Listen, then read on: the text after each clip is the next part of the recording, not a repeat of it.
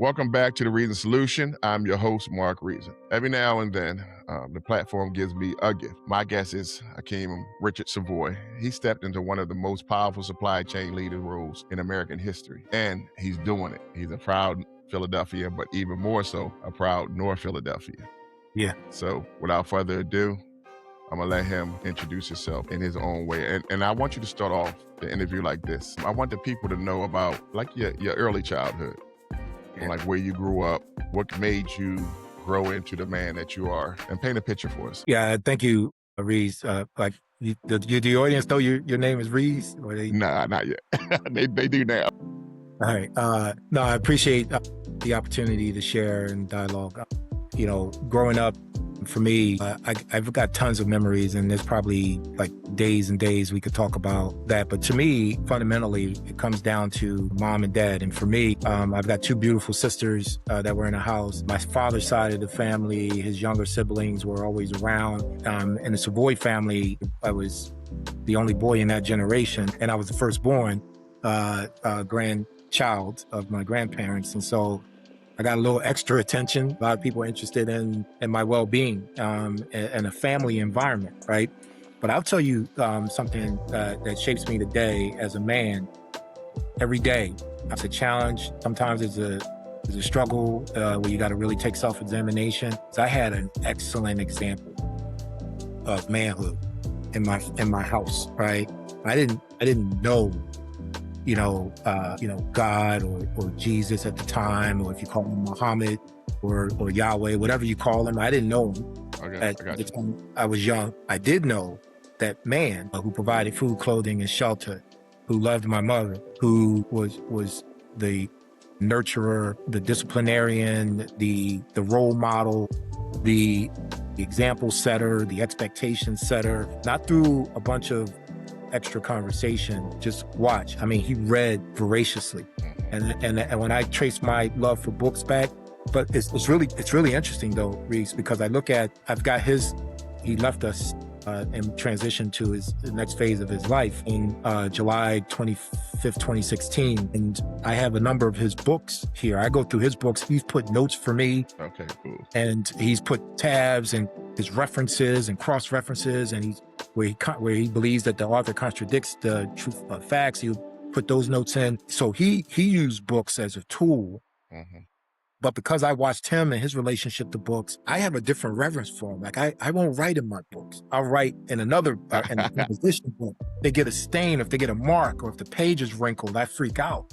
Right? It's actually created almost like a sense of right. It's pretty.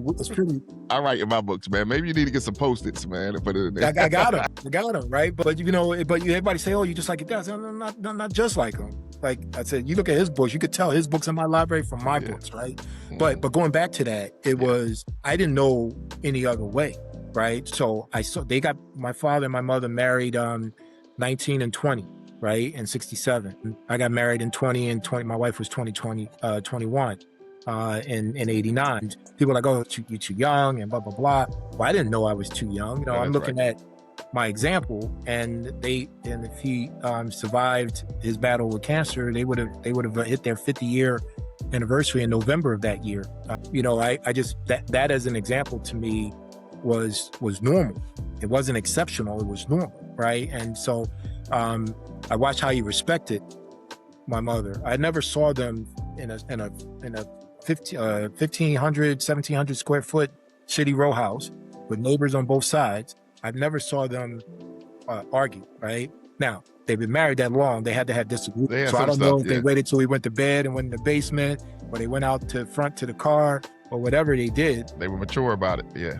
I never saw a case in my entire time growing up ever where my father disrespected not only my mother, but I never saw him disrespect a woman ever, right? Or for that matter, a man either, right? Can I interject one thing? I don't mean to break your chain of thought. Yeah, no, you're good. The point you just made was so good, right? Our parents, we know they argue. We know that because human beings are going to disagree. But they don't have to put it all on blast. It seems like today, if I'm mad at you, if I'm arguing with you, everybody on the bus, in the subway, in the hallway is going to know about it. And it's not necessary. It's just, they were really discreet about, because they knew they knew somebody was always watching, and they were setting an example. So that was really really pertinent about what you said about the way your dad and your mom related to each other. So my mom, it's interesting. My ambition, my entire time, and the reason I brought it up is I work every day to live up to those expectations. It is something I carry with me every single day. It impacts every decision I make. I have, and I don't know if it's a Gen X thing or what, but I have it's an inspiration, but it's also a fear that I don't ever want to disappoint my father, right? And so when I think about that, right, what's the biggest quality that I saw? Because my mom, I probably have more of my mother in me. Okay. But it's my father role model that I aspire to.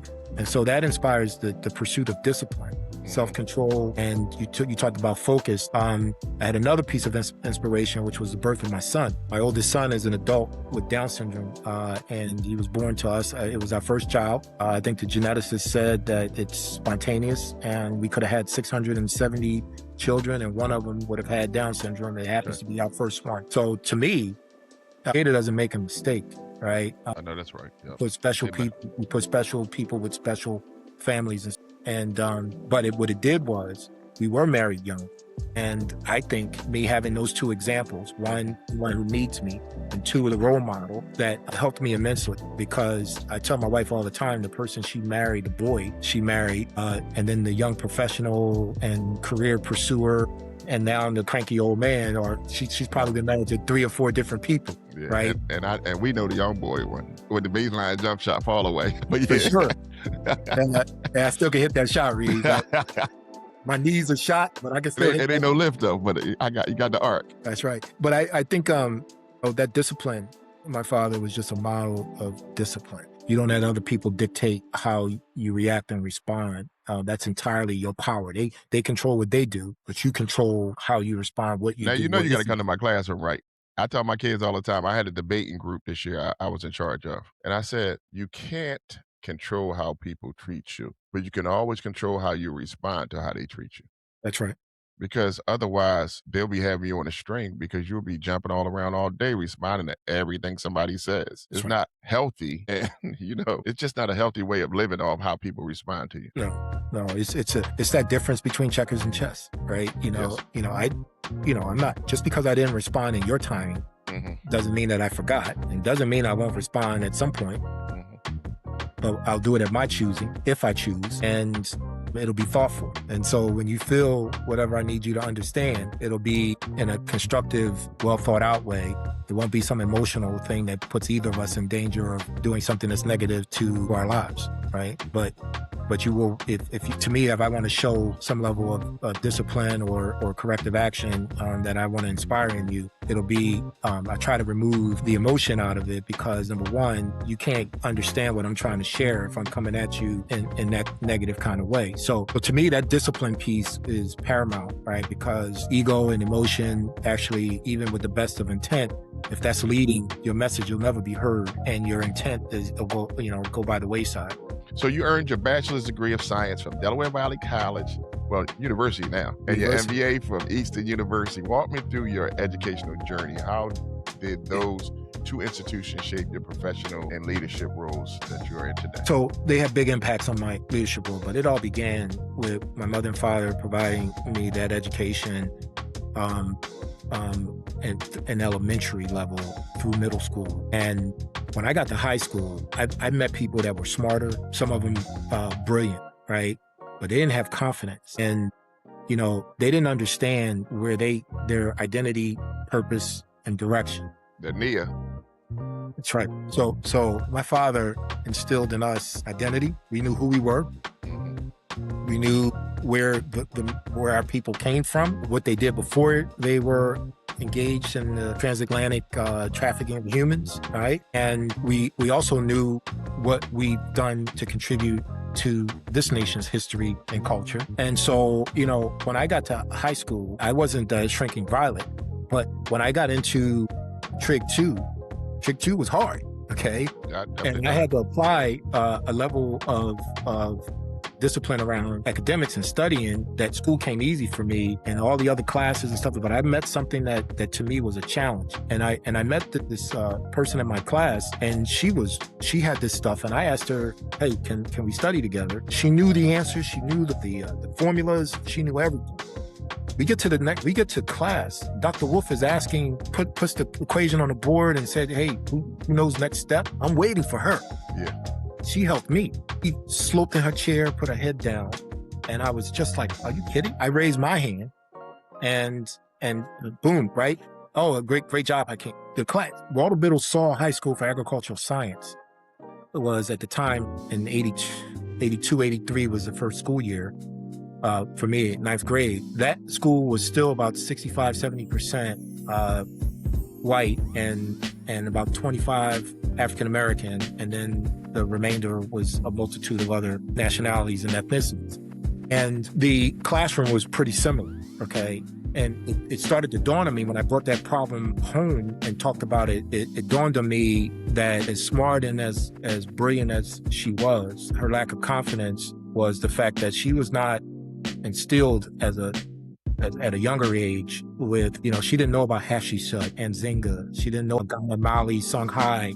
She didn't know about Timbuktu and Mesopotamia and Nubia, Kemet, Kush. Like, to me, I hear about all these great things, Massa Musa, Abu Bakari, and it's like, wow, okay, what man has done, man can do. And then it's not just other people, but we too, right? The value system matters too, because we had the Nguzo Saba. Mm-hmm. So you had unity, right? You had self-determination, right? Define yourself, name yourself, and speak for yourself, just being defined and spoken for by others. You had cooperative economics, or collective working responsibility, then cooperative economics, then purpose, then creativity and faith.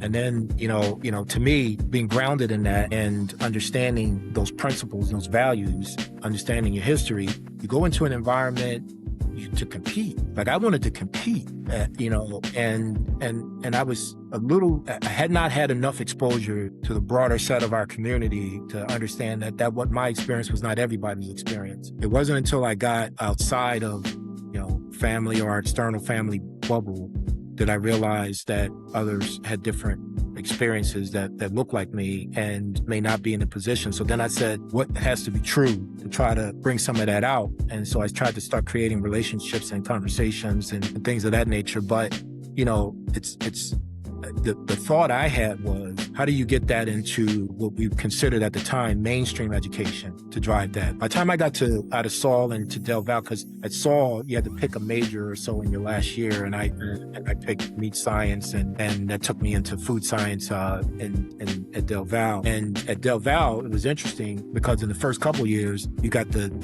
taste of the entire ag folio, but you had to start picking specialization, and the one track just led to a whole bunch of incremental life sciences and food life sciences.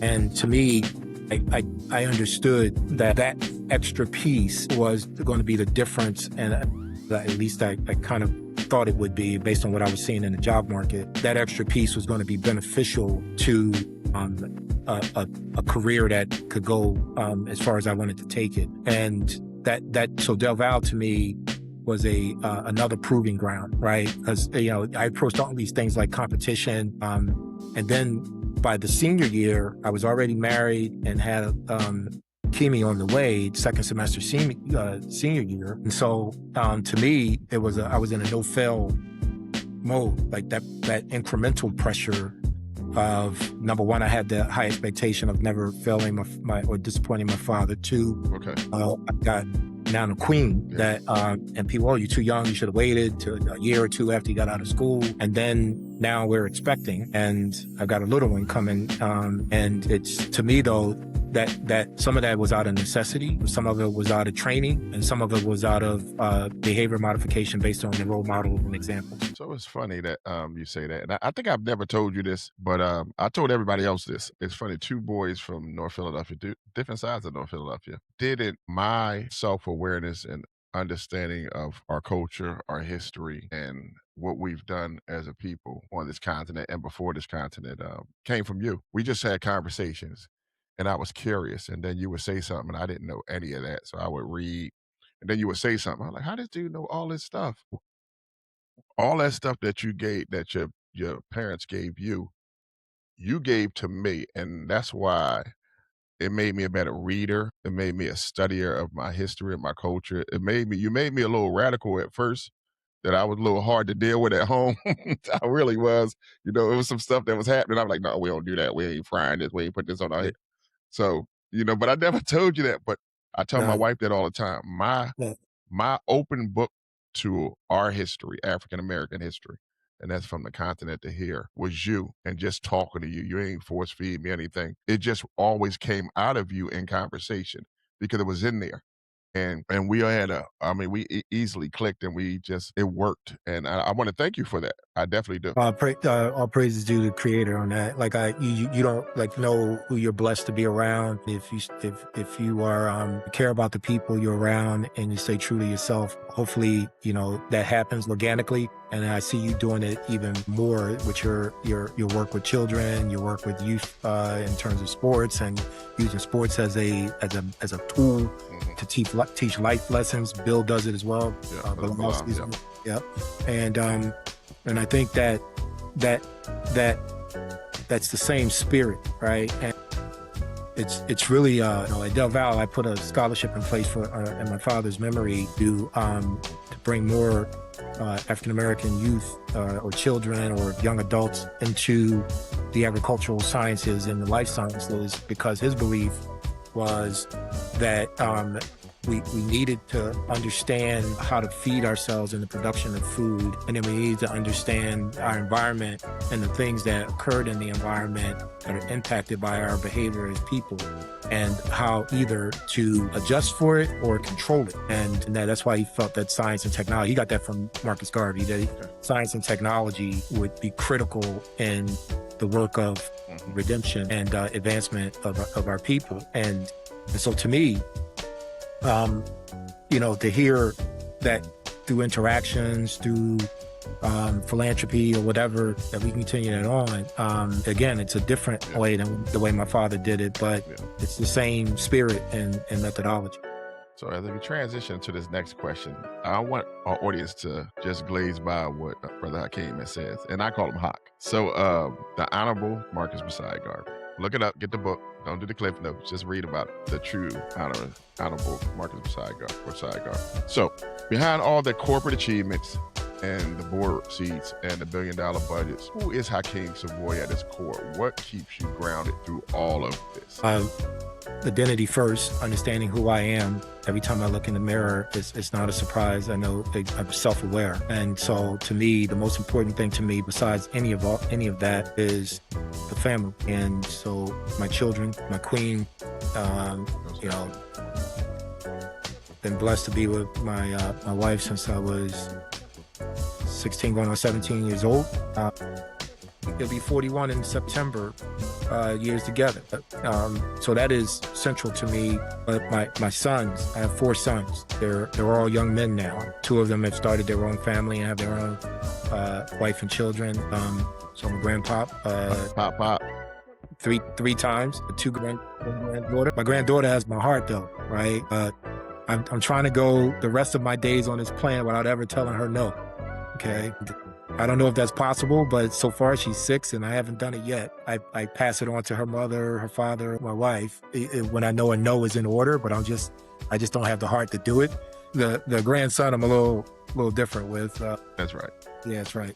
And I believe that the family is the grounding or the centerpiece. It allows me the intellectual freedom and the spiritual freedom to go out into the world and apply a set of skill sets to a corporate mission or corporate goal. I've been given an opportunity to lead global organizations, supply chain, and then impact how that organization conducts that discipline. And so we're in North America, Canada, US, Europe, and UK being separate from Europe, but continental Europe and the UK. And I think that all of that, the success or whatever we accomplish in any organizational regard, is a group of individuals coming together on a common purpose, where the unified around a particular mission. But individually, you have to bring something to the table that advances those goals. And if you don't believe in your talent, and your capability and your skill set, you're going to get exposed in that environment. And so it's what you're grounded in, what you're made of, how you prepare for the moment, but always believe that you belong at the table, right? And I think that's, to me, the message for people who wonder, well, do I really belong? Am I really supposed to be at this table? You belong, and you're supposed to be at that table. God doesn't make mistakes. And, you might need some more preparation. You might need to put in some extra work, or you might be prepared right now and over-prepared. You're overtrained because your estimation of what's required is actually higher than the people who actually are in some of these positions. So don't underestimate yourself. Be really true to yourself, though. You got to be able to see, look in that mirror and determine your strengths, but also pull out your weaknesses and challenge yourself on your development opportunities. Because if you don't, it'll exacerbate, it'll stay below the fray, and it'll come out in the worst moments that you're not prepared and you didn't tell yourself the truth when you had the chance to. And that was good. So, in a couple of words, from circling back to the beginning of this interview, you talk about the impact that your mom and dad left on you. When we all transition to a better place, what do you want people to either say or remember you for, think about you? Like, man, Hakim was not just your family, because you know how they gonna, like, when people that you interact with, what do you want them to remember you as or for? I want people to remember that, again, taking family away, because I think being a father and a husband, I think is paramount. But taking that aside, assuming that that's in the obituary, most definitely. I think the other thing I think is that I was committed. I was extremely focused, that I created an example and role modeled what I believed in, and made it possible for others to have, if not the same experience, but a similar experience where they can reach their full potential by creating opportunities for others. A life that was built on intention, with discipline, with love for family, and with deep commitment to opening doors for the people coming up behind him. Brother Hakim Savoy, he climbed the social world, he climbed the academic world, he climbed the business world. And now I see him at this next phase of his life, really just giving back. And it was a lot of nuggets about discipline and focus and believing in yourself and being grounded in what you know that's in you, and just go for it. And what was your last sharing words for our audience that they can take away, or some things that you think, like a 2-point plan, a 3-point plan, or what they can do if I got young people or people like muddling along? What do you? Just two things, right? One, really think about how your legacy, right? Your legacy doesn't necessarily have to be financial, but what is it that, the question you asked me, everyone should ask of themselves? Like, what do you want to leave behind? We're only here for a moment, a small moment in time. If we're blessed to have family or children, what is it that you want them to take? My father left me information, right? And an example. I may be in a position to leave some financial support, information, and my example to my family and children. But as you think about your maturation through adulthood, male or female, what is it that you're doing now that solidifies your legacy and lives through the people that you come in contact with after you're gone, right? Because that's that spirit, that ongoing spirit that all people should have, right? You should live beyond your physical shell. Your life should be lived through others, and people carry it on. The second thing, I think, is really having that quiet moment conversation with yourself about who you are, why you're here, and what you're going to do with your life. Like those three, one, if you can't answer who you are, you got no shot at answering the other two. Then when you know who you are and, okay, why am I here? What purpose can I serve, or do I want to serve? What do I have a passion for? And then a roadmap on how to get there. And that roadmap could be developed first in quiet, but you need to share it with others so you can get input, so you can get help on building out a real plan to get to where you want to get to. So those are the two things. So I'm going to give my brother the last word on this pod. Appreciate you, fam. Peace. Thank you. God bless. Take care.